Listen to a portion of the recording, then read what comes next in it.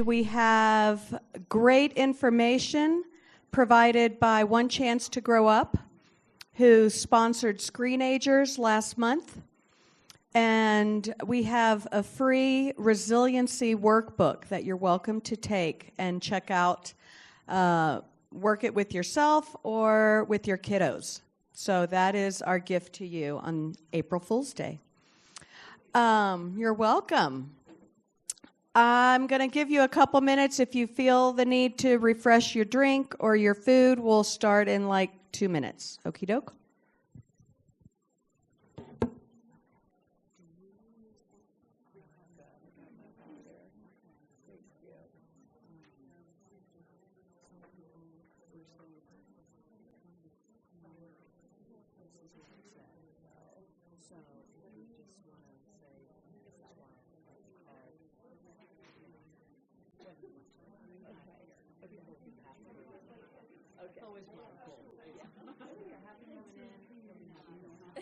Good.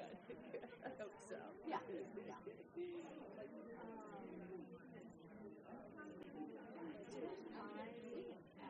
if I don't remember, did I ask you about providing a question or something that people could chew on the table with other people? Oh, like a breakout? Just a tiny breakout? I didn't think about that. No, you didn't answer that. I'm a little worried about time, but you don't have to be out. Oh, okay. Space. It's just whether people, like if we wanted to go on because people have questions, if you wanted to say hold your questions so that you get through what you want to get through. Yeah. And hold your questions to the end, and then we can kind of officially finish and continue with questions if we're concerned about time. Okay. Okay. Yeah, because I can stay. Yeah, but I can stay. Yeah. Okay. And then if there's something that you come to where you think, that's good, just talk to your neighbor for 30 seconds and share this thought. Okay. But if not, okay. Thank you.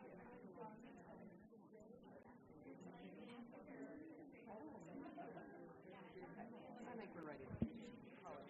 Make sure Janice is ready to push play.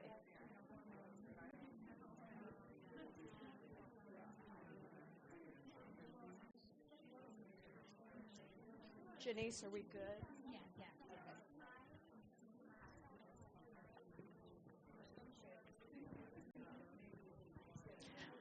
All righty, everybody. I'm so glad you're here. Did you all pick up your notepad if you want to take notes? There were a few more notepads left.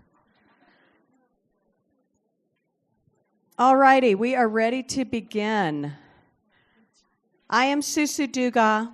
I am PIN's co-chair. My other co-chair, Sherry Mendry, is at home recuperating after knee surgery. And she wishes she could be here, but she's not allowed to leave her house for 3 weeks. So I'd like to acknowledge the rest of our board members. Olga is the lovely lady. Olga, can you poke your head in? She let you in the door. We have Janice McNally in the back, who is our wellness director at Cherry Creek School District. We have Carrie right here, who helps with getting all the tech stuff and taking all the pictures. Jamie Lynn in the back, who's going to be helping with programming next year, and she does the social media. We have Min Yi, who is in charge of our website and our emails. Help me out. Am I missing somebody? We have Robin, who came back to just help out because she just can't stand being away. So I just want to let all of you know that PIN doesn't happen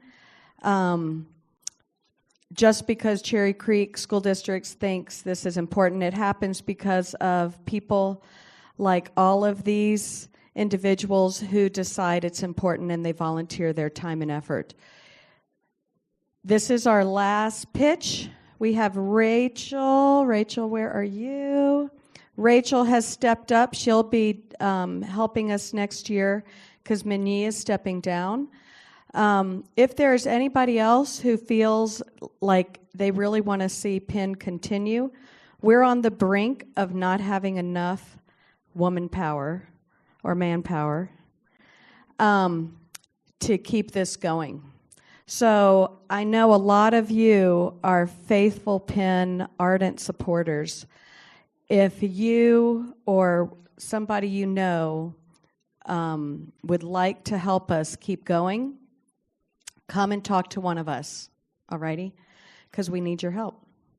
Next year, we're trying to decide if we need to cut back how many presentations we offer, if we need to change our format so that it's 2 in the fall, 2 in the spring, and maybe it's moderated by a speaker and it's kind of small groups and discussions and chewing on things, or if we continue with our current and how we've done it forever. Speaker, you sit here, get your brain full, you go home, and you try and put it into practice. So we're chewing on those options. There are some little orange cards that I can make available in the front. So if you have an opinion, I would love to hear it. Last chance to get your opinion known.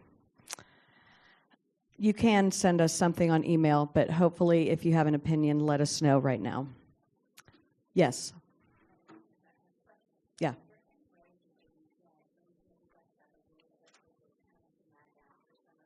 Mm-hmm.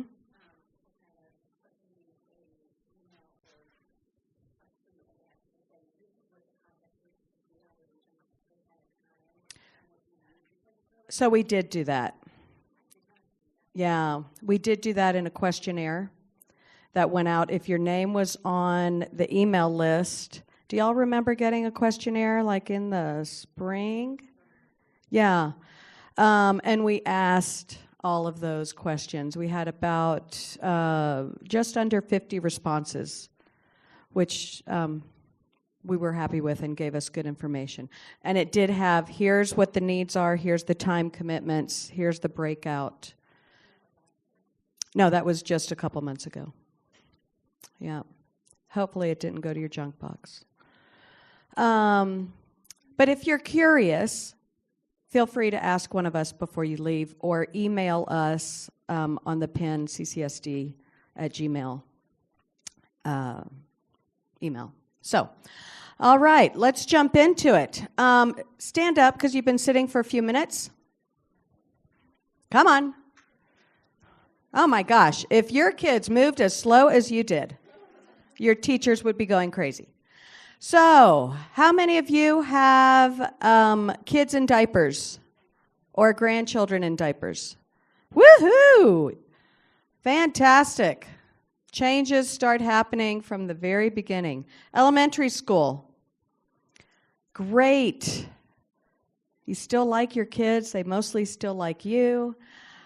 Middle school. Hormones galore. There's a lot of middle school people, Erica. They need your help. High school.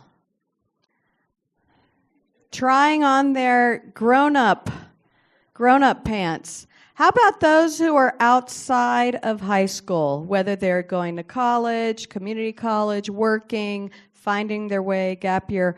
Wow, a lot of that.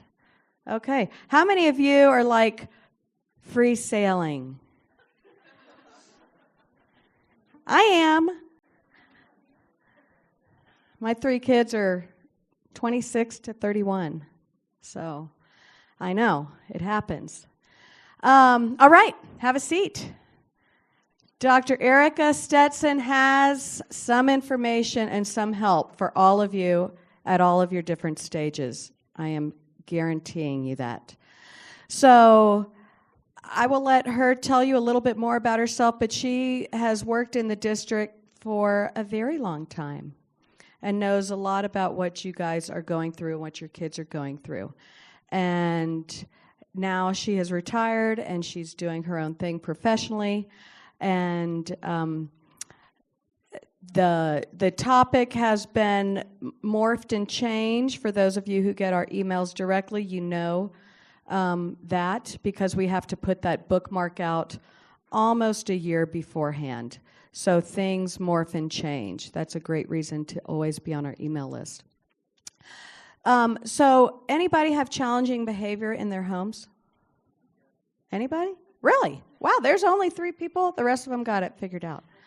I mean, I still have challenging behavior. It's just not on my plate anymore for my kids who are 26 and 28 and 31. Your kids who live at home, it's still on your plate. It's still part of your daily issue.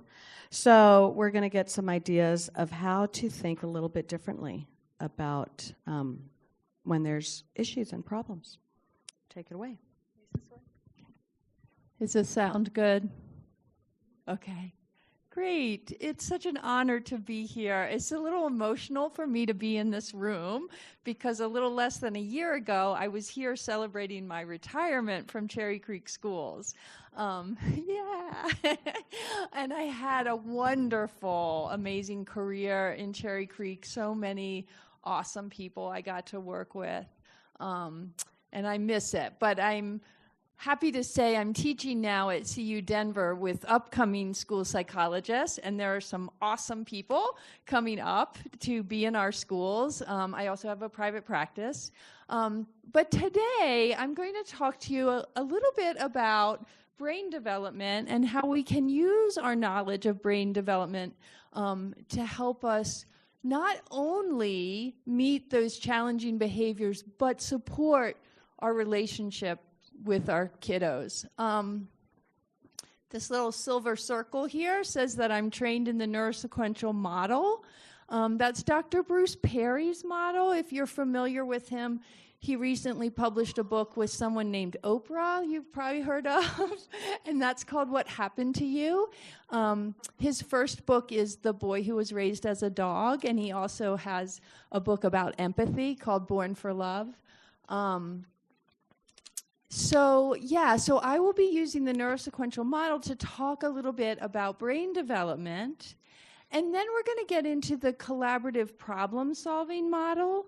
And that takes what we know from the neurosciences and puts it into a model that we can use to help us work through challenging behaviors, and as I said, build that relationship too. So what I'm talking about today is not my own research or ideas. It's people that are way more brilliant than me that have trained me.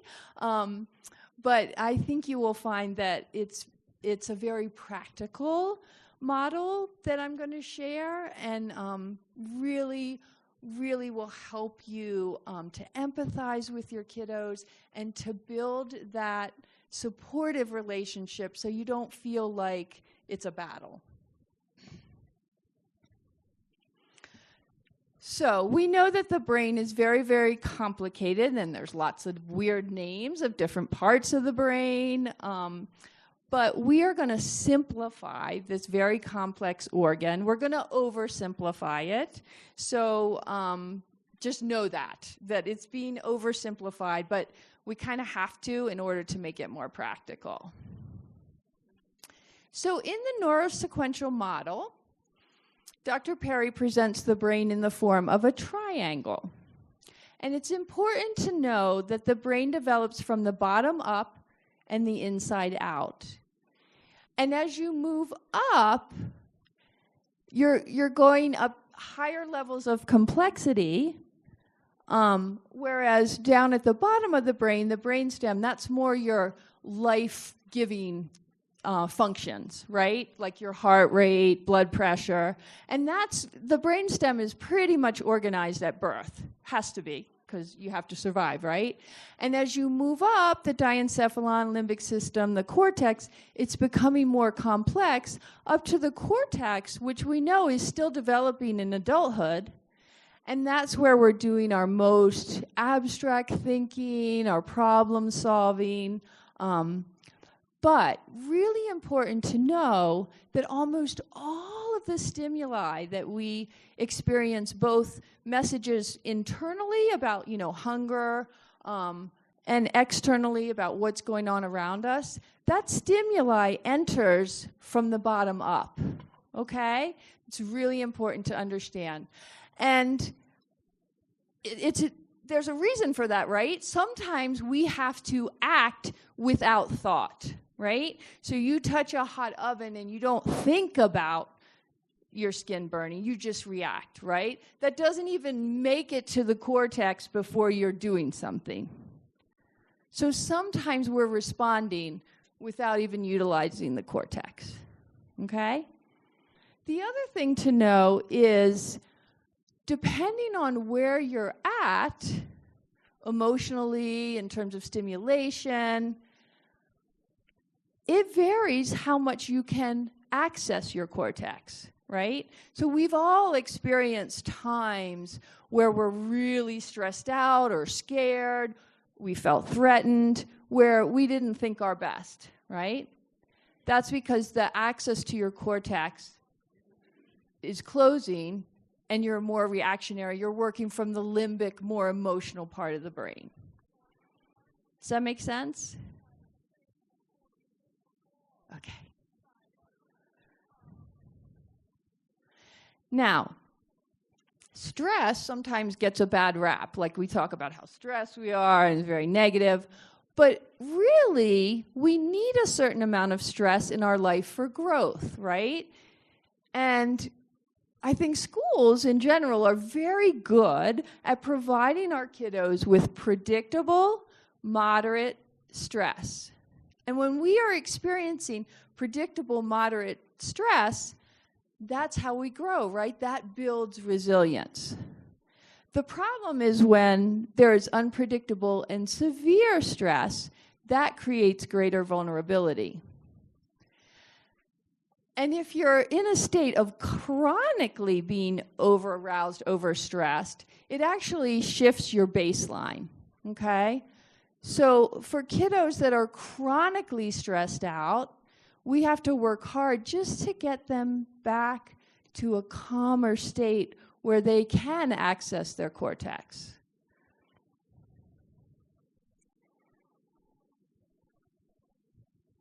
So again, this is the triangle with the lower parts of the brain. That's where all the stimuli is coming in.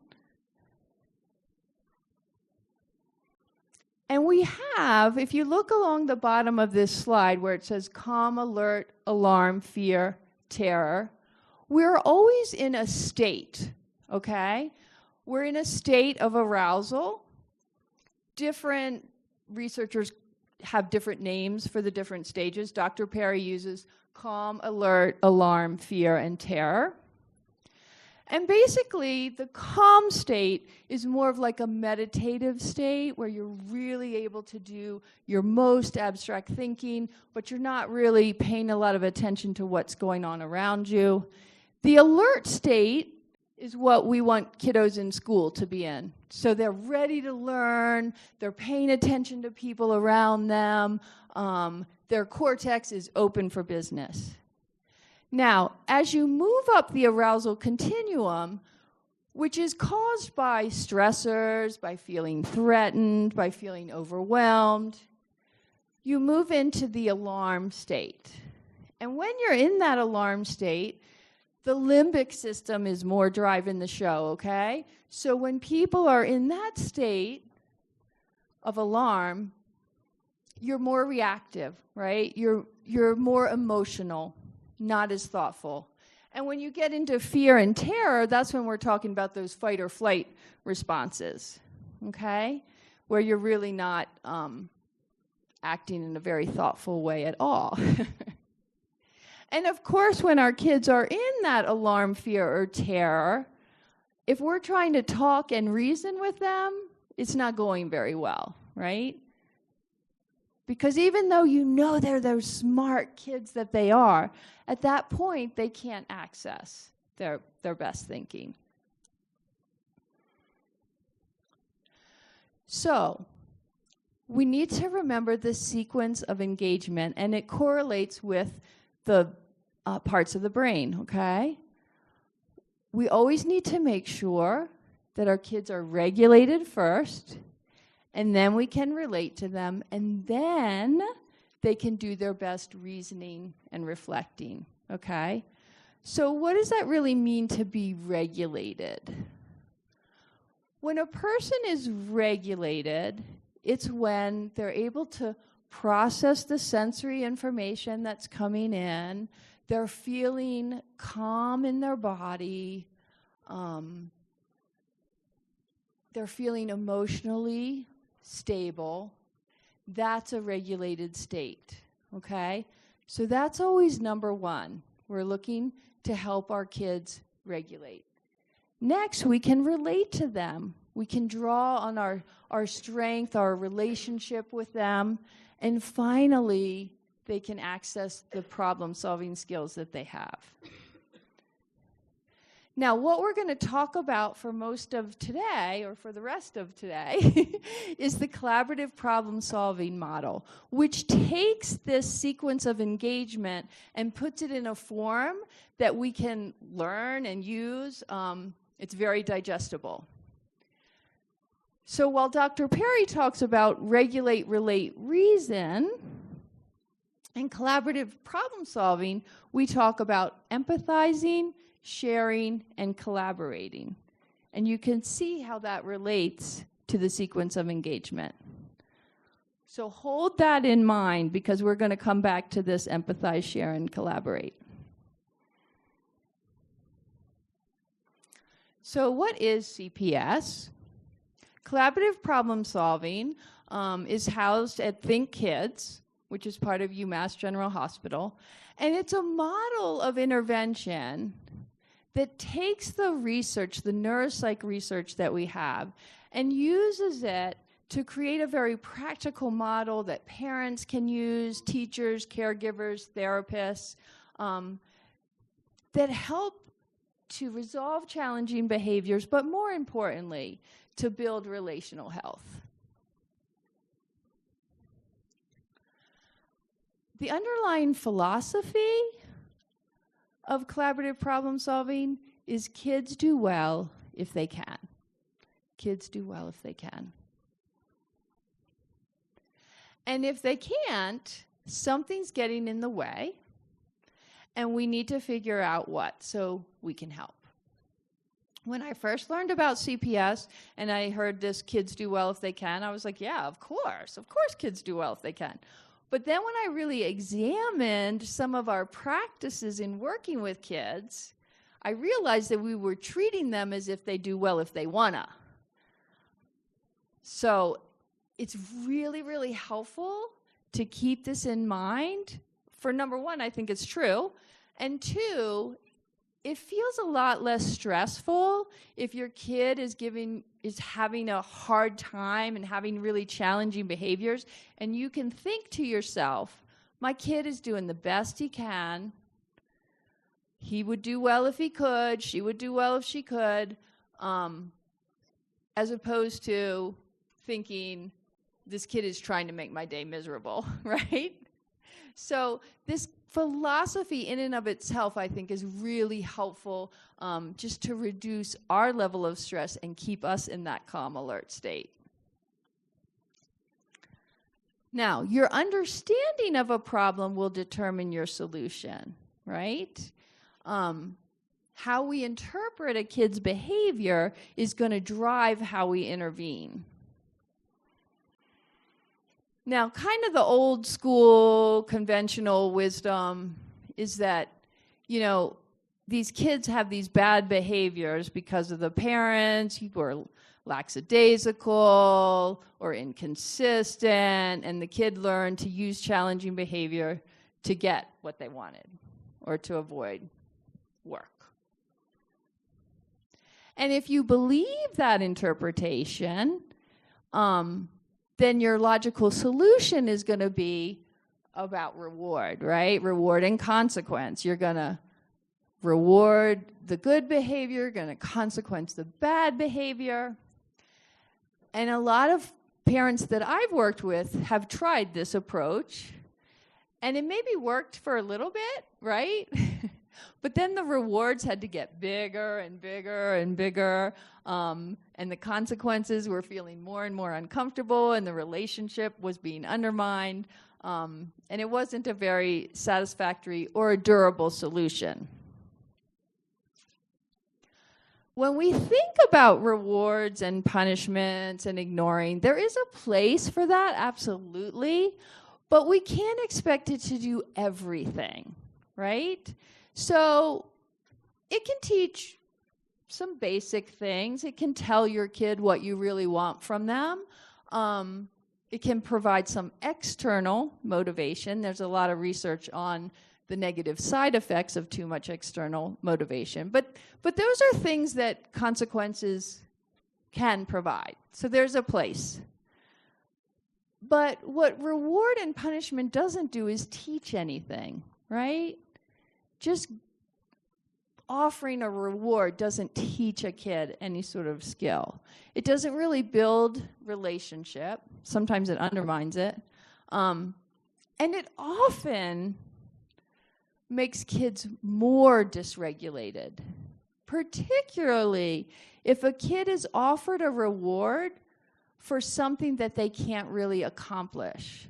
So imagine that in your mind. If you were told, you know, I'll give you $1,000 if you run a 6-minute mile. And you really want that $1,000, but you can't run a 6-minute mile. This is what we do to kids sometimes.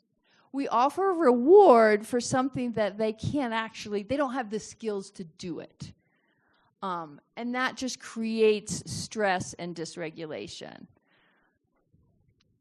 So we need to be looking at the underlying skills for what we are expecting of our kiddos, right? The unconventional wisdom for explaining challenging behavior is that there's an underlying learning disability. Now, we're not talking about dyslexia, but it's sort of analogous to dyslexia, in that there are some skills that this child is delayed in, okay? And we're going to get into what those skills typically are. Or they have a hard time applying those skills when they need them the most. And the skills that these kids are lacking tend to fall into 3 categories: flexibility and adaptability, frustration tolerance, and problem solving. Now, the thing I want to point out about this model is that even if your kid doesn't have chronic challenging behavior, these are all great things that we would do well to improve on, right? So like if all of us, it's great for us to be more flexible, be more adaptable, increase our frustration tolerance, and increase our problem solving. So this is a model that was developed for kids with chronic challenging behavior, but I have found that it's very useful just for your typical bumps in the road that you have with kids.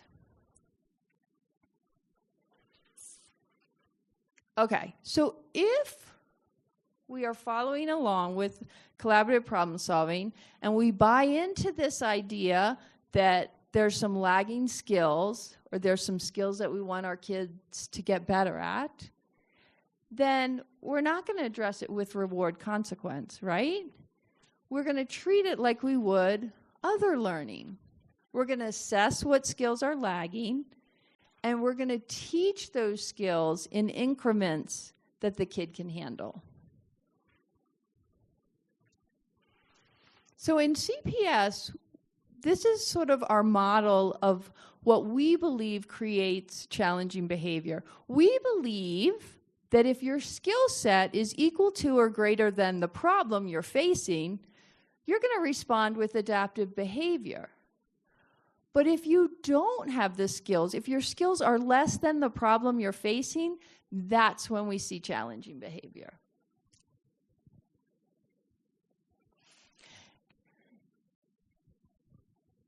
So there's 3 phases to CPS. There's the assessment, when you're going to identify the specific problems to be solved, and the lagging skills precipitating the challenging behavior. And the challenging behavior, it's usually easiest to talk about the challenging behavior because that's pretty obvious. Then step 2, we plan what is our approach going to be. And you'll see we have 3 options in this model. And then finally, the intervention. And it's through the intervention that we'll get to today that you're going to help your child build skills, but you're also going to build that relationship with your kiddo. Okay, so let's talk about the assessment piece. Again, we're going to have a problem to be solved. If the child has sufficient skill, we'll see adaptive behavior. If there's lagging skill, there'll be challenging behavior. And when we do the assessment, and actually there's some really nice tools. If you look at the Think Kids website, they have things on there for free, which are great, which help you go through this assessment process. But you're going to be making 3 lists. One is, as I said, the challenging behaviors, which is usually easy for people to think of. The problems to be solved. This is one where you want to take your time, really think about what are the situations in which my child is having challenges. Are there some commonalities in those different situations? Trying to think specifically about who are they with when this happens, what time of day, what led up to it, really getting specific on that one. And then the lagging skills, we're going to go through the different types of lagging skills that we typically see with kids with challenging behavior. This is the underlying reason why the kid is having challenging behaviors. Now, figuring out the lagging skills is probably the trickiest part. But the good thing to remember about this is that if you get it wrong at first, it's not the end of the world because you're just building skills. You're teaching skills. Maybe you didn't identify right away the exact skill that we really want to hit. It doesn't hurt them to build other skills, right? So don't be afraid of that piece, even though it will be challenging. So what is the difference between the problem, the lagging skill, and the challenging behavior? The problem to be solved, you can think of as the situation, okay? So maybe it's homework, maybe it's going to bed, brushing your teeth. The lagging skill is the reason why. Maybe there's some sensory issues that he doesn't want to brush his teeth. Maybe he's having some trouble with emotional regulation and can't calm his body down to go to sleep.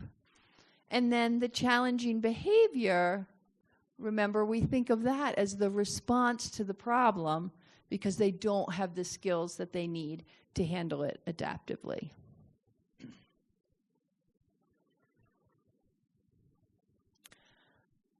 Okay, so why do we do this? Why would we make a list of problems to be solved? Well, there's a lot of reasons. It allows us to be more proactive. It allows us to think about it when we're in our calm or alert state, so we could do our best thinking about it. This is where you're going to start that intervention process, which is the Plan B conversation. We'll get to that. So the more specific you can be, the easier it's going to be to do the intervention, that Plan B conversation that we do in collaborative problem solving. So, a lot of times when I'm working with parents, they'll tell me, it's anytime you say no, anytime you say no. And I know it feels like that, but you want to get specific with your situation. And the reason for that will become more clear as we start talking about a Plan B conversation. The challenging behavior, this is a pretty easy list, and But it's important to know what you're working on, partly because this is how you're going to monitor progress too, right? Like, these kids are tough, and it's good to be able to note when things are getting better. We believe in collaborative problem solving, that challenging behavior does not just occur out of the blue. And I know it feels that way sometimes, but we really believe that we can understand why this kid is having a tough time. It doesn't mean it's easy, but if we really understand their lagging skills, the different factors that were involved in the situation, then the challenging behavior will actually make sense.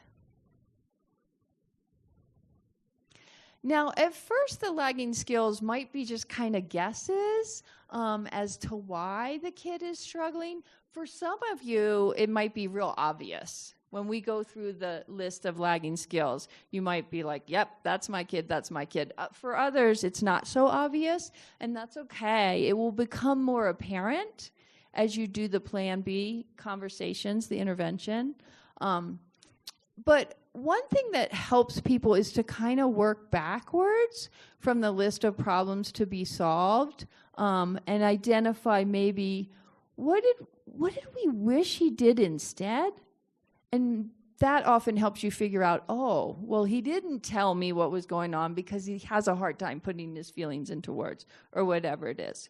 But don't feel like you have to obsess and have the lagging skills perfectly identified to move on with this process, because it's okay. It becomes clear as you do it. And by looking at the behaviors as a lagging skill versus my kid's just being a jerk and wants to make my life difficult, it really helps us to have a more compassionate and understanding stance when working with our kiddos. So what we know from the neuropsych data, and these are some citations of just, there's many studies that indicate this, but kids that have chronic challenging behaviors tend to have deficits in these areas. And we'll go into them in a little more depth. Language and communication, attention and working memory, emotion and self-regulation, cognitive flexibility, or social thinking skills. Okay, and we're going to break each of those down. So with language skills, it's the kiddos that are having difficulty expressing their concerns, needs, or thoughts in words, or that receptive language, difficulty understanding what is being said. And sometimes this gets missed because the kid might have generally good language skills, like maybe even they had a language assessment and they were in the average range, it was okay. But when it comes to their feelings, it might be particular to that, and that is causing some challenging behaviors.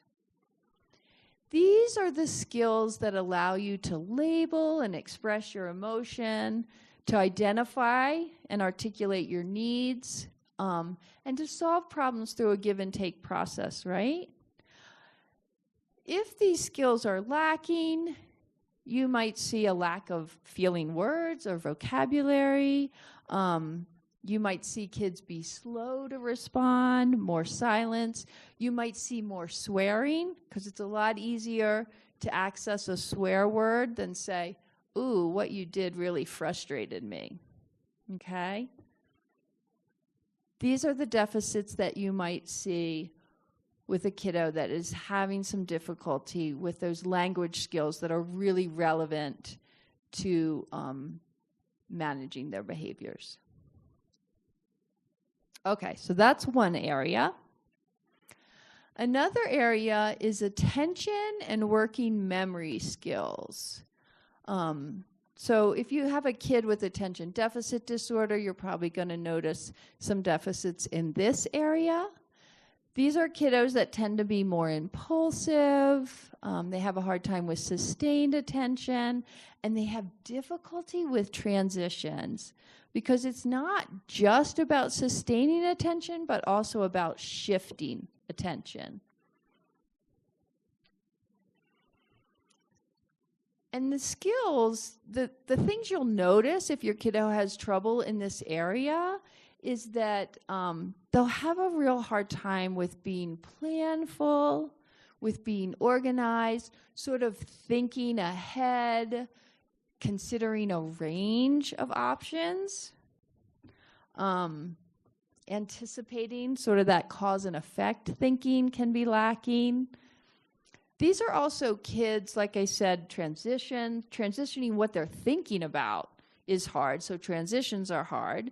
Some of these kids develop this reflexive no, where they just automatically, you could say, let's go to Disneyland, no. Because just shifting their cognitive set is hard. It's hard for them to anticipate what might be coming, and you'll see more disorganized, impulsive problem solving. Okay, any questions so far?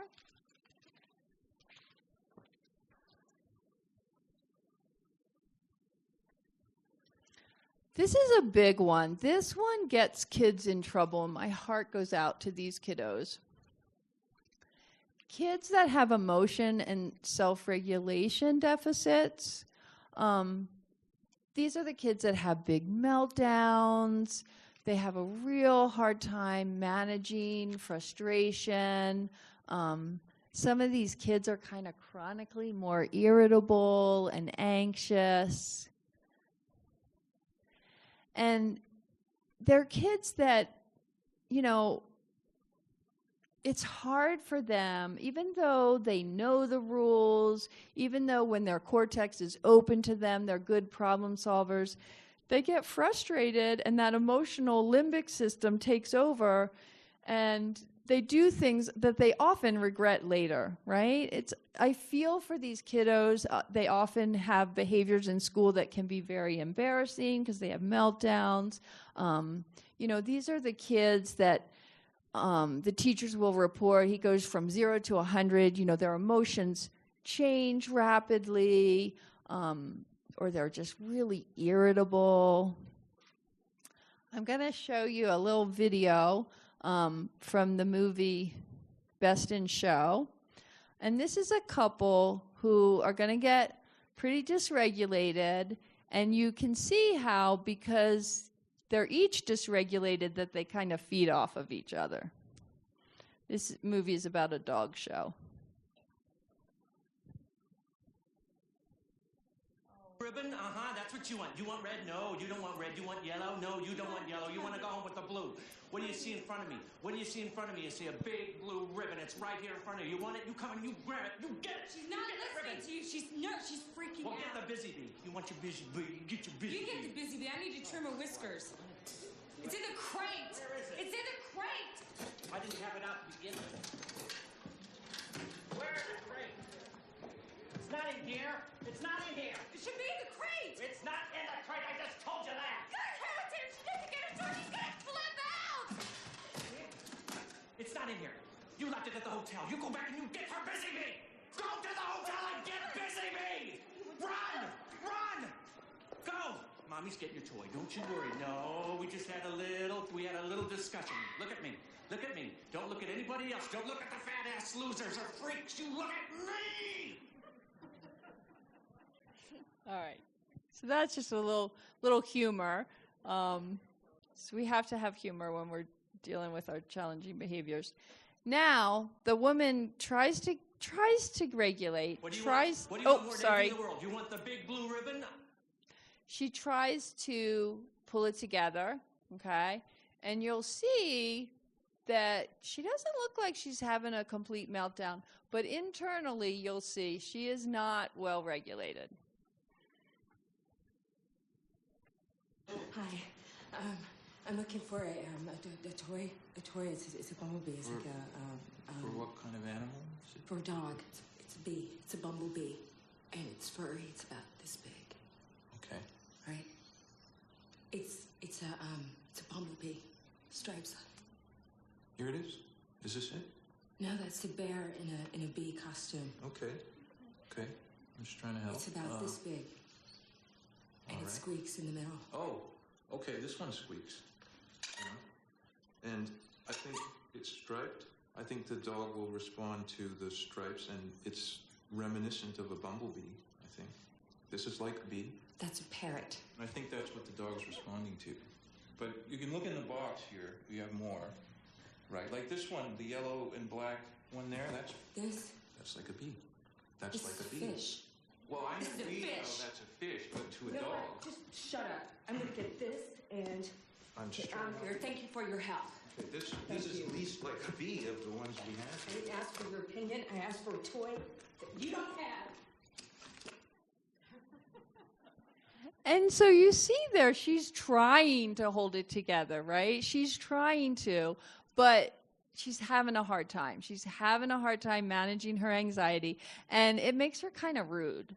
And that happens to these kiddos, you know? They have a hard time managing their emotions, and then it can kind of snowball because then people get irritated with them and don't want to play with them. So I feel for kids when this is their area of deficit. Another possibility that can cause chronic challenging behaviors is cognitive flexibility.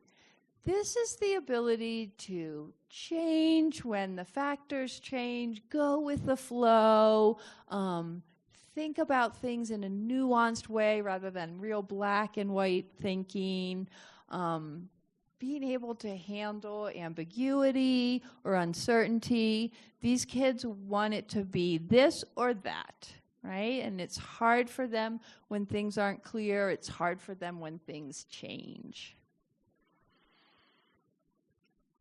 These are skills that allow kids to see the gray or the big picture.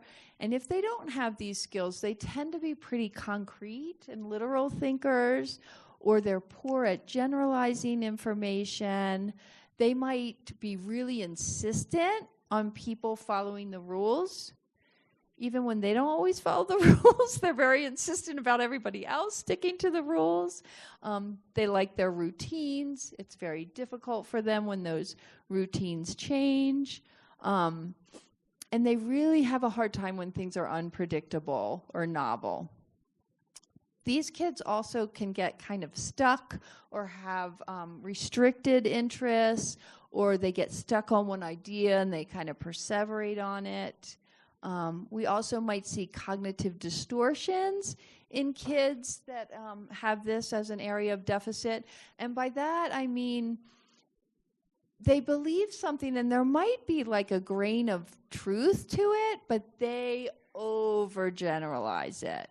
So, you know, maybe they are really having a hard time with math this year, but they make it bigger, right? They distort it. So now I'm stupid. Nobody likes me, when one person didn't play with you at recess, okay? Hard for them to think about things in degree. It tends to be more extreme. So we're going to see a little clip of a guy that's having a hard time with cognitive flexibility. This is from the movie Rain Man. And in this movie, Tom Cruise discovers that he has a brother he didn't know about because the brother's been living in an institution. And I love this movie because through the movie, Tom Cruise's character learns to be more adaptive for his brother, and his brother actually develops some new skills. But in this scene, they're at the airport. Tom Cruise is trying to bring the brother from where he was living in an institution back to his home. At this point in the movie, he doesn't really understand his brother's needs.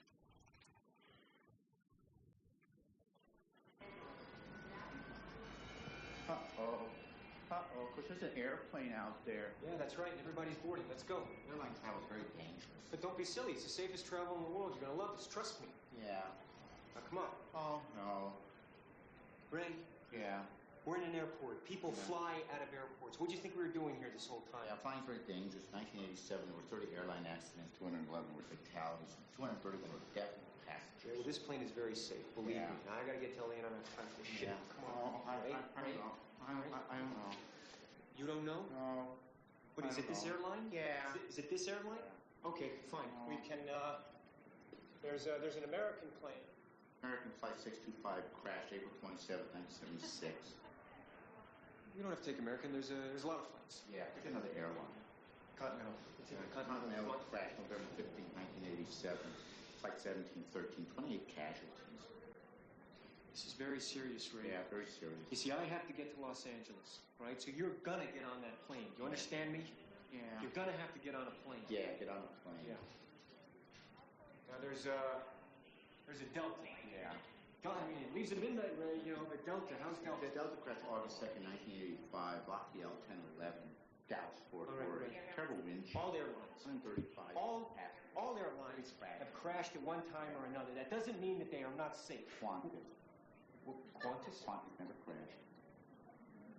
Qantas? Never crashed.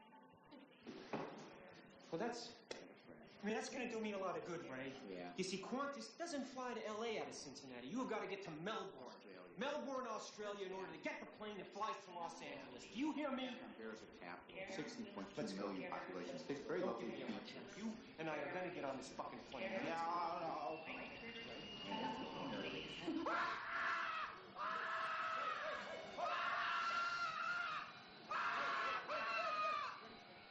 We're not going to take the plane. He's okay. He's okay. He's okay. We're not going to take the plane.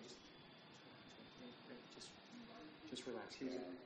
He was upset. We were going to take the plane. We're not going to take the plane now. We're not going to take the plane. We're not going to fly. Okay? No flying. Not going to fly. No flying. You tire me, Ray. Yeah.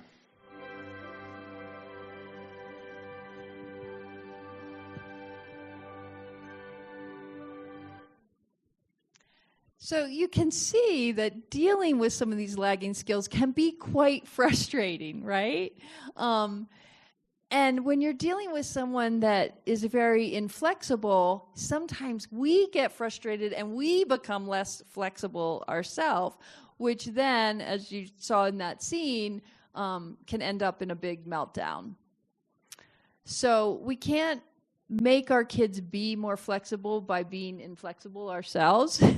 It really is a skill set, and kids can develop it. Even if they're not naturally the most flexible kiddos, they can learn to be a little more flexible. Our final skill that we're going to talk about is social skills. This is a very broad one. So kids that have deficits in this area often just have a hard time interpreting. They might not pick up on tone of voice. They might not pick up on nonverbal cues. They might have difficulty seeking their needs to be met in an appropriate way or seeking attention in a way that feels appropriate to us. And they often don't realize how they're coming across to others. And I'm going to show you a video example of that one. So these are all those skills that allow you to interact and have interpersonal relationships that are successful. And if these skills are lacking, sometimes you violate basic social norms. Like I said, you have trouble reading body language and tone. You have a hard time understanding how your behavior is affecting others, or taking on that perspective taking, that empathy piece can be difficult for these kids. So we're going to watch another little clip from Best of Show, and I'll let you decide which of these two gentlemen has some lagging skills in the area of social skills. She is really giving him a thorough going over. Are all judges that thorough? I mean, Yes, she looks at the teeth. It's very important that all the attributes are examined. Teeth, eyes, ears, Ouch. gums. Am I seeing right? Where's she putting her hands now? She's just checking out the dog's testicular area to make sure that everything is intact. Hate to go out on a date with Judge Edie Franklin, have her judge me. That'd be no fun. Would you please take your dog down back for me, please? Now she's having the dog's Why do they have them run away from him and then back up? What's the point of that? What are they looking for? Looking for the gait and movement of the dog. And it's very important to see the small angles. So Evie will be checking out this in particular. Good way to judge a woman. Have her run away from you and then run back. You know, those birds on Carnaby Street. Yeah. I'm used to seeing them run away from me more often than running towards me. Now, what is that? That's a bloodhound, isn't it? I think this is a tremendous dog, and I would say maybe in 2 to 3 years this could be a champion dog. But I just think it may be a tad immature for this year. Just trying to get a little playing time in. And take your dog down and back for me, please. Now, you know what would be funny? I don't know if they can do this, just an idea off the top of my head.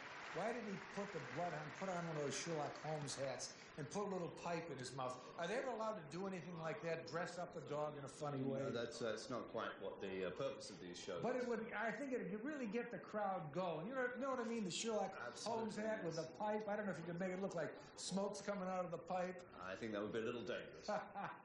I'd get a kick out of it. Now that looks like a fast dog. Is that faster than a greyhound? Well, if you put him in a race, who would come in first? You know, they had a little jockey on him going. Let me ask you this. If you're going to put him on a football team, which would be your wide receiver, which would be your tight end? Who can go the farthest, the fastest? Well, I don't know any dogs that play football. I'm having some fun with you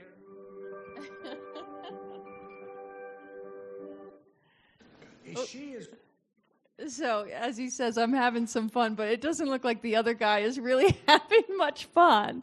And you can see where he just misses. He's not picking up on the formality of the situation. He's just not picking up on those social cues. So those are the 5 areas that the neuropsych lit tells us kids with chronic challenging behaviors have deficits in. And it doesn't have to be just in one area. You know, some kids have multiple areas that they have lagging skills in. But I want to give you just a couple minutes, because I want to make sure we get to the intervention. But just take a couple minutes to talk to your neighbor. When you were, as we went through these lagging skills, did somebody come to mind, maybe even yourself, and you're like, yeah, that's my lagging skill. Just share with your neighbor, you've seen this in your kid or yourself or your friend, just for a couple minutes.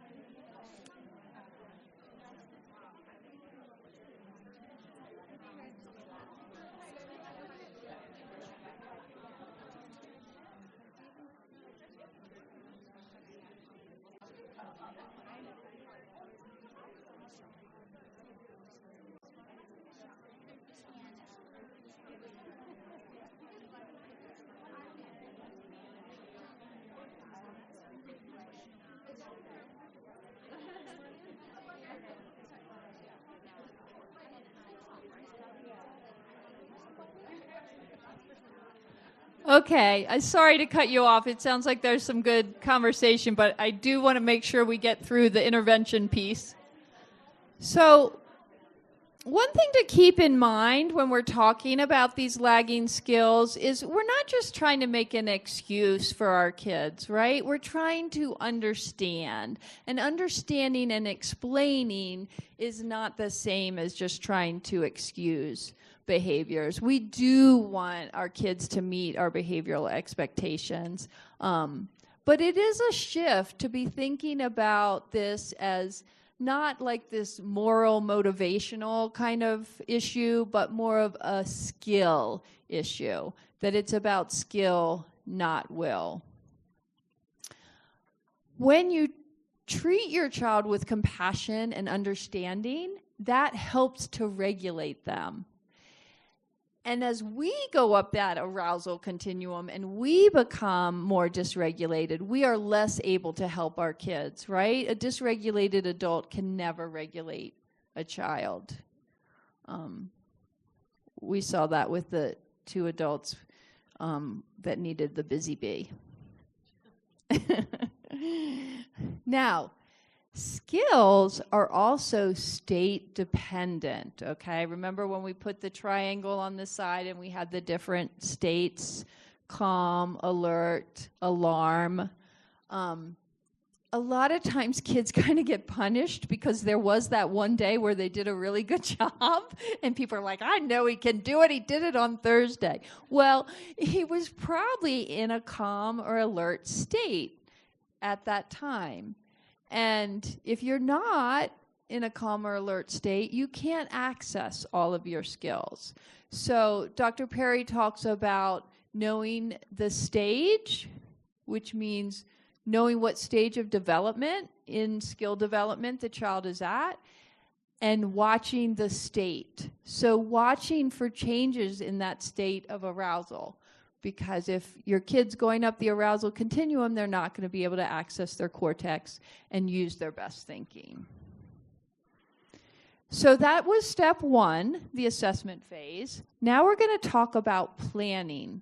So know your options. So you have your 3 lists, and you're going to be planning how you're going to respond to your problems list, your unmet expectations.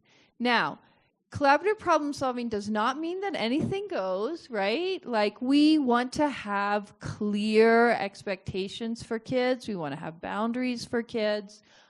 Really, really important. And if your kid is meeting all the expectations, you don't really have a problem. But when you have some expectations that aren't being met, that's when we're going to go into the intervention phase. What are the goals of our intervention? We want to pursue our high priority expectations, these behavioral expectations that we have. We want to reduce the challenging behavior.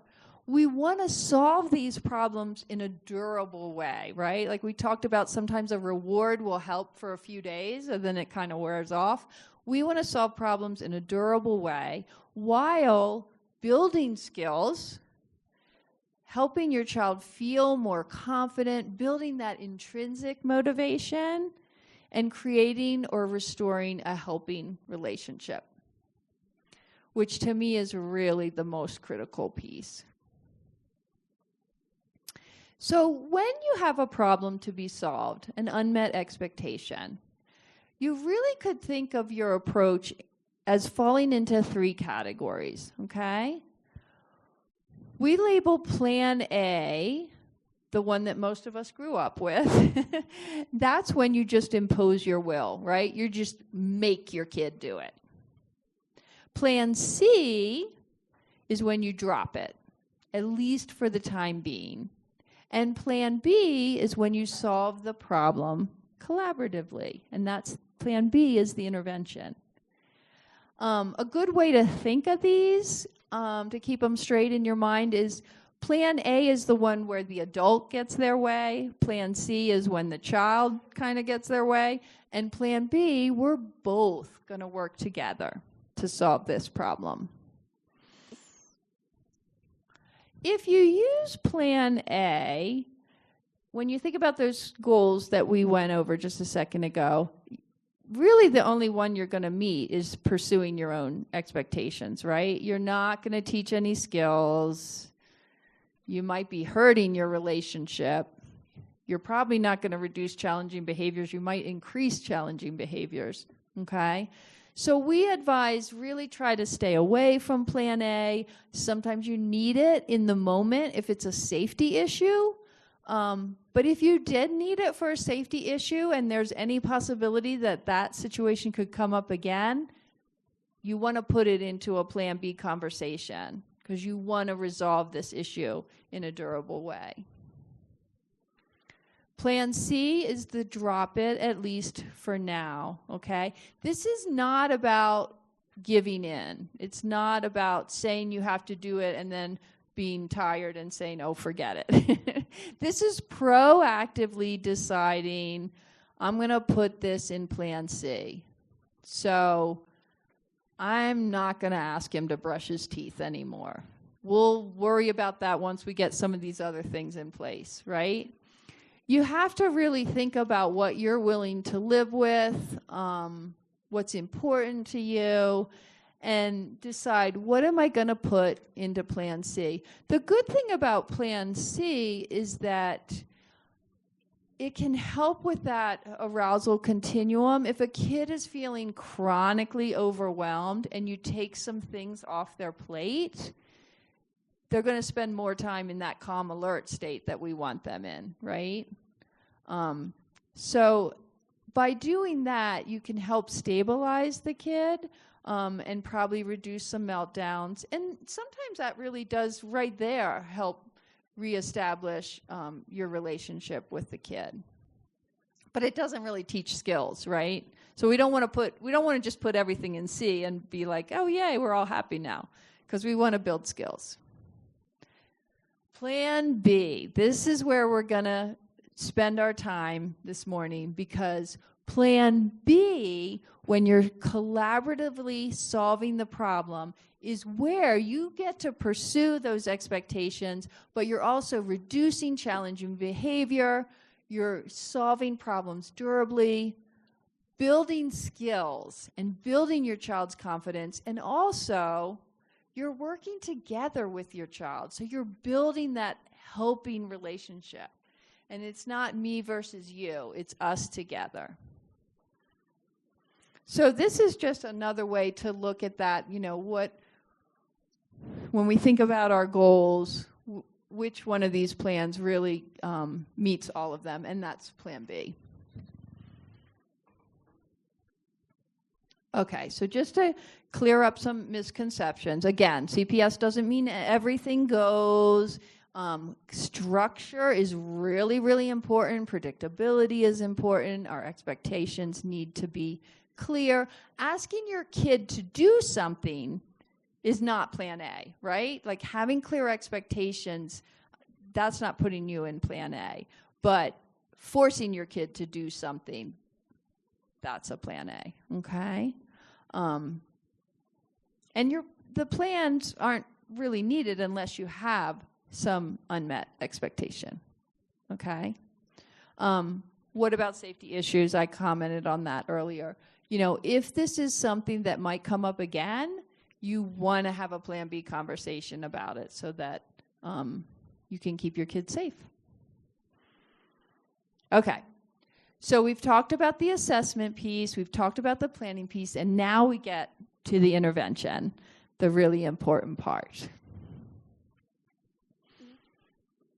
Before you get too excited, it is important to realize that while Plan B is super powerful, it's not going to change everything overnight, right? Like we know, skills take time to build. Relationships aren't built overnight either. So this is something that you will do many times, and you will gradually see change. So Plan B has 3 ingredients. Now remember that regulate, relate, reason coincides with empathize, share, collaborate. You're going to empathize with your kid so you can really understand what's going on from their perspective. You're going to share your own concern. And finally, the two of you will collaborate together to come up with a potential solution. Now, I'm going to encourage you to really focus on the first step, that empathy piece. If you do this well, the other steps go much better. And for some people, this is easy. They're very naturally empathic. For other people, it's very challenging. But I want to reassure you that it is a skill, and you can build skills too. So if you're finding that empathy piece challenging, that's okay. You will get better with it the more you practice, okay? You're trying to clarify the child's concern. You're trying to see the world through their eyes, okay? And you're gathering information to understand their specific concern or perspective. What is going on for them? We really want to understand what is making this hard for them in this situation. And this is really tricky, and I encourage you to think about this ahead of time, not just in the moment, but think about ahead of time. How can I bring this up with my kid so that I don't put them on the defensive, right? That can be really tricky, especially if your kid has been in trouble a lot. But you want to try to make like a neutral observation. It seems like bedtime is taking longer and longer. I've noticed that you don't seem to want to brush your teeth. Something that doesn't sound like you're angry, frustrated, getting them in trouble, right? It's just an observation, okay? And then you might want to pause and kind of watch that state, see if they're getting dysregulated, because it might be dysregulated for them. If they seem pretty regulated, you feel like we can move forward, then you can ask them what's up. You don't want to throw a lot of your own ideas out there because you really want to elicit from them what's going on. You want to come at this with sort of an attitude of curiosity, of caring, trying to give your child the message that you're here because we're going to work through this together. And don't just think about your words, but also your stance, your body language, your tone. Also think about what would be the best situation to have this conversation. I'm going to show you an example of Plan B with my daughter, and she's petting a dog. So for some kiddos, like sitting down face to face, that's just way too intense, right? It's better to be out walking. I know a lot of parents love to have these conversations while they're in the car and the kid's in the back seat. It takes away some of that intensity of it, and the kid can kind of relax and share better. There's different tools you can use at this stage. Clarifying questions, just asking a few more questions and educated guessing, saying, I'm wondering if you were feeling whatever. Those two tools are a way to pursue more information. You can also use reflective listening and reassurance, and those are the regulating tools. So if you notice your kid's getting agitated as you start to talk about this issue, which is not uncommon, you want to reflect back to them what they're feeling, provide some reassurance. I'm not saying you have to brush your teeth right now. You're not in trouble. We're just trying to figure this out. Being empathic and really open to what your child might say. And this can be difficult because sometimes they might say things that aren't true. Or are highly exaggerated, or they're telling you that you always do blah, blah, blah, blah, and you know you don't always do blah, blah, blah.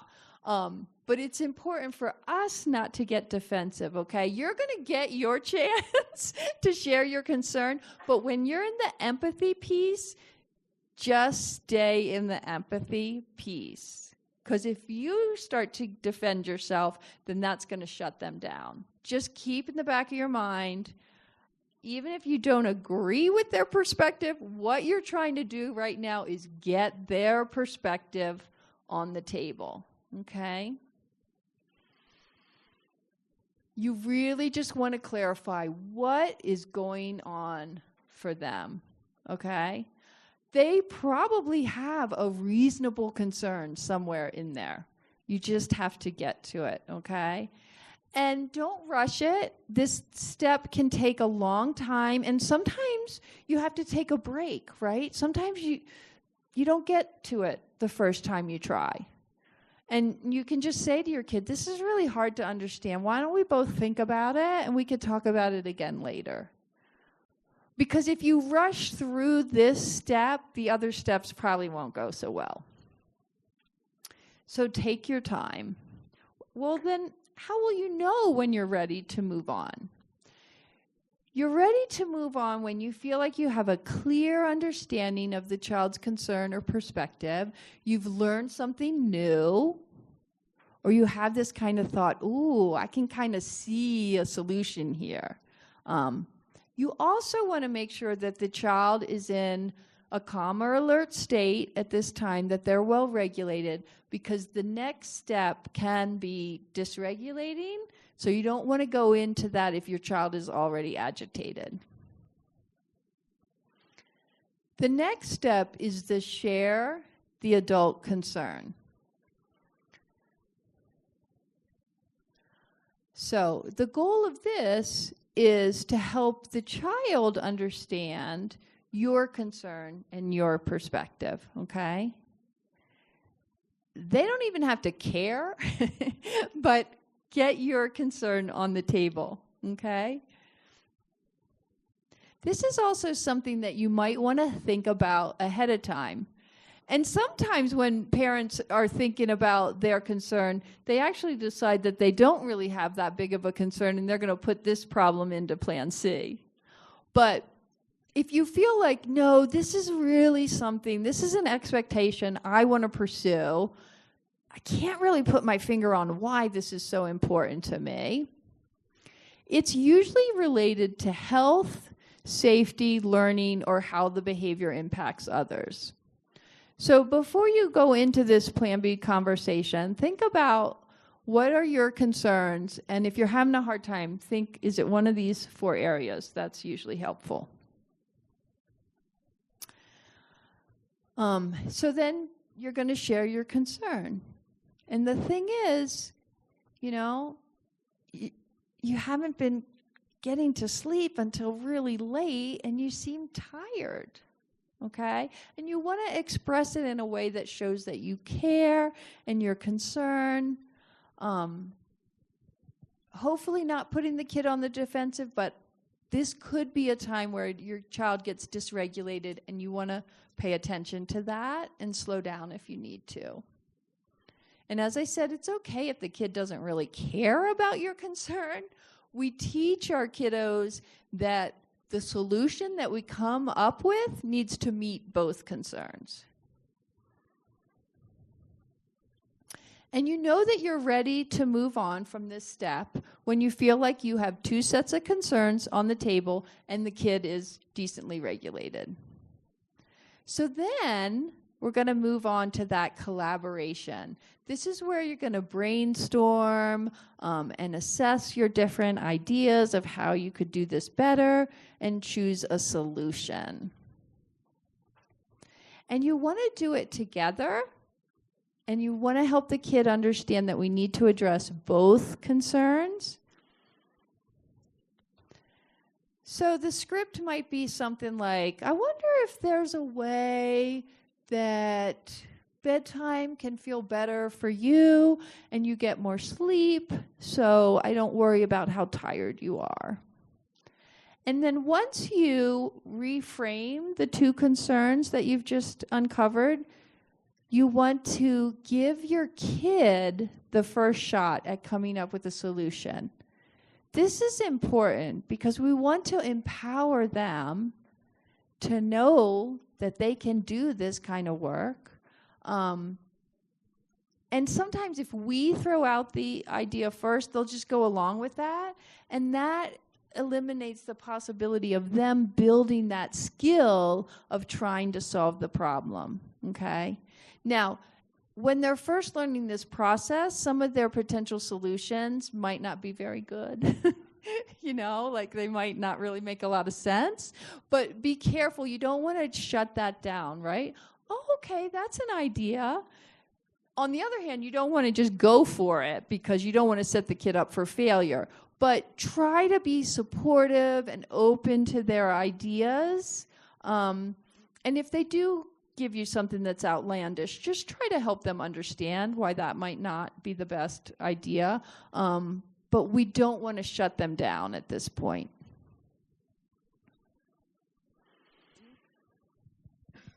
And then once you have some ideas, you kind of assess, you know, if we do this, Johnny, does that meet your concern? Does that meet my concern? Is it realistic? Can we do it? Does it bring up any other concerns? And always let your kiddo know that if this doesn't work, we will try something else, okay? And honestly, a lot of times people, if the Plan B conversation leads to a solution that doesn't work so well, people feel like the Plan B failed, but that is not true. The process itself is building skills, okay? If the solution you and your child come up with works, that's like bonus, okay? But remember, it's the process. As you go through that process with your kid, your child is thinking about solutions, they're regulating their emotions, they're trying to take your perspective. All these things are really awesome skills that they're practicing while they do this intervention. Collaborating is regulating. It helps the kid to feel like somebody's on their side, right? It's also really important to relational health. When your child feels like you're there to support them and solve these problems together, that really helps to build that trusting, strong relationship that we want. And when do you know when you're ready to move on? Well, you have some sort of idea about, how we're going to solve this problem that is mutually satisfactory to both of you, and it feels realistic. And you have a plan to follow up. And you're clear that if this doesn't work, we're going to try something else. Okay? So I'm going to show you a little video of me and my daughter.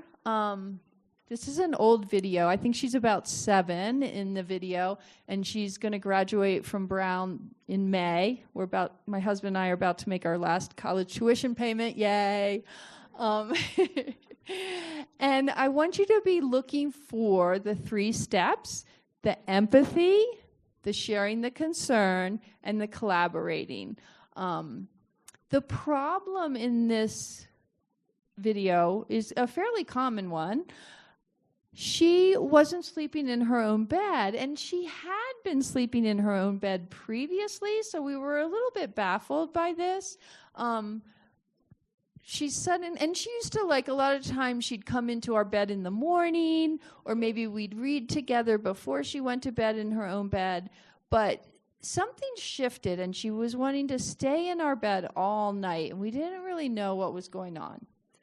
And I had to make a video so I could become a trainer in collaborative problem solving. So I thought, we could do this. And you could tell in the video, she's quite aware that she's being filmed.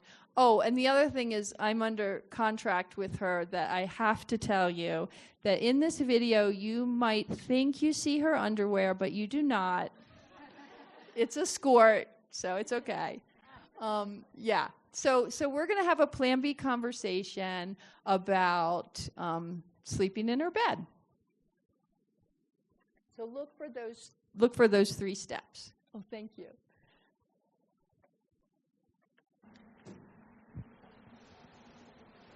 All right. Eva, thanks for talking to me about this today. Appreciate it. We're going to talk about bedtime stuff, okay? Okay.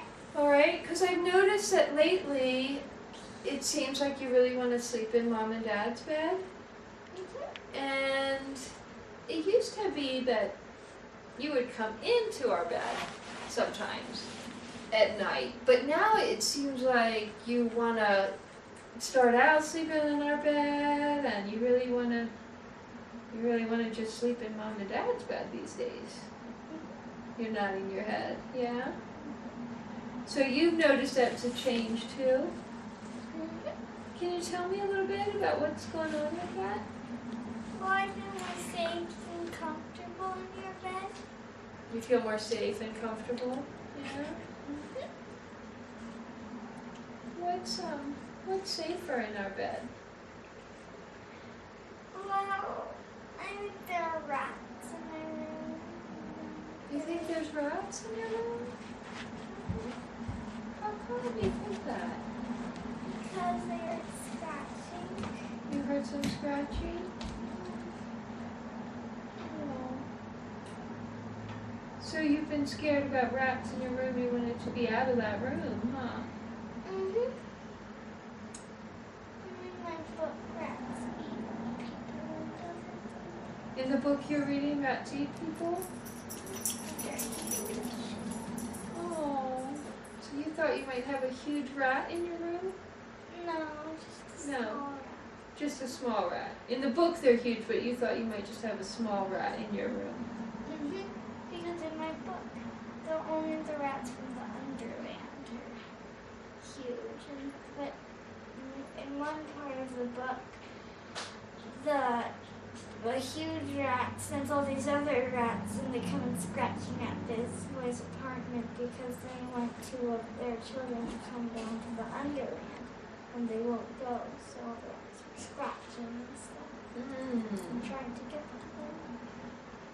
So I see. So you're reading this book, it's got a lot of these rats in it, and then you hear something and you start to think there might be a rat in my room. Yeah, I would be scared by that too.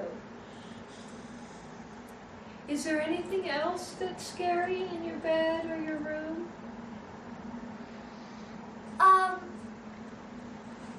No. It's more comfortable in your bed. Our bed's more comfortable too.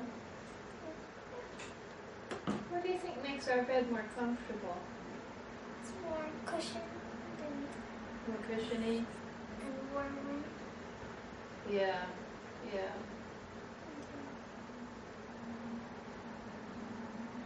Yeah, all those people make it warm, huh? Okay, so what I'm hearing is what changed is that you got kind of scared thinking there might be a rat in your room because you were reading that book about rats and you heard scratching. So you feel safer in Mom and Dad's bed, you feel more comfortable in Mom and Dad's bed. Anything else? Well,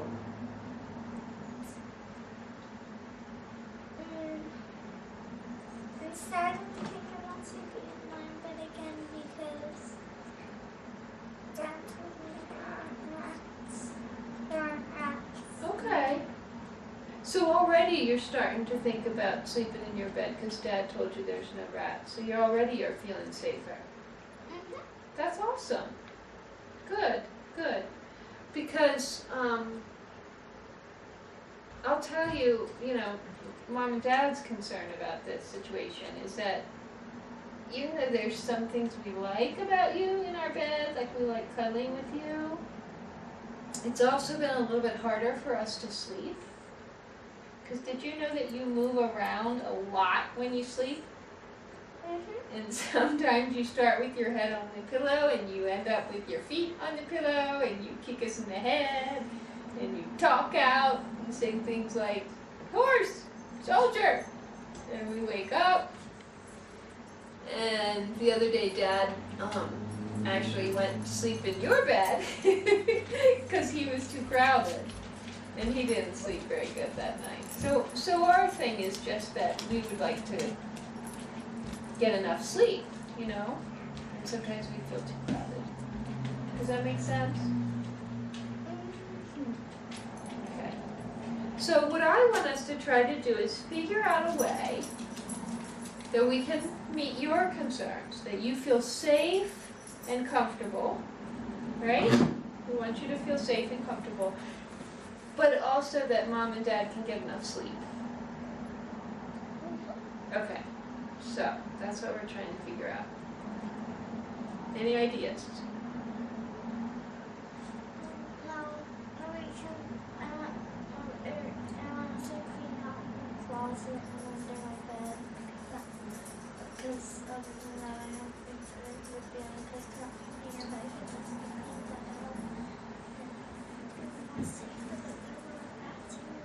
So you would feel better if we cleaned out under your bed and in your closet, because those are the two places you think, if there's a rat in my room, that must be where they would be. Okay, so clean up under the bed and in the closet, okay? That would help you feel more comfortable and really, really know. Because Dad told you there's no rats, and so you're kind of thinking there probably aren't. But to know for sure, we could clean those two areas out. Okay, I think that's a great idea. So that would make you feel safer? Yeah. Okay. How about the comfortable part? I think if we just put blankets underneath, like blankets like underneath me, that would be more comfortable. Blankets, okay, because I know you don't like blankets on you, do you? But maybe if we put a couple extra blankets under you, some soft blankets, you'd feel more comfortable. That's easy enough to do. Okay. And so you feel like if we do those things, you're going to try to sleep in your own bed again? Yeah? And that meets my concern about Mom and Dad getting enough sleep, because we won't be crowded. Will you come and snuggle with us sometimes in the morning? You will? Okay. All right. So Ava, this is what I think we're going to try. Yeah. What do you think? Yeah. Clean up under the bed. Clean out the closet, and I will help you do these things, okay? I'll help you with those two things. And I'm kind of excited about that because I think it's a good thing to do anyway. But then you'll know there's no rats, so you feel safer. And we'll put some nice soft blankets on your bed so you feel comfortable. Does that sound like a good plan? Okay. And you'll try to sleep in your bed? Ava, if we try those things and you're still feeling scared, or you still are thinking about rats, will you tell me? Yeah. Yeah. Because if this plan doesn't work, we're going to try something else, okay? Because I want you to feel safe in your bedroom. That's important. But I want Dad and I to get some sleep too. Yeah. Okay? All right, I think we have a good plan. What do you think? All right, we'll try it.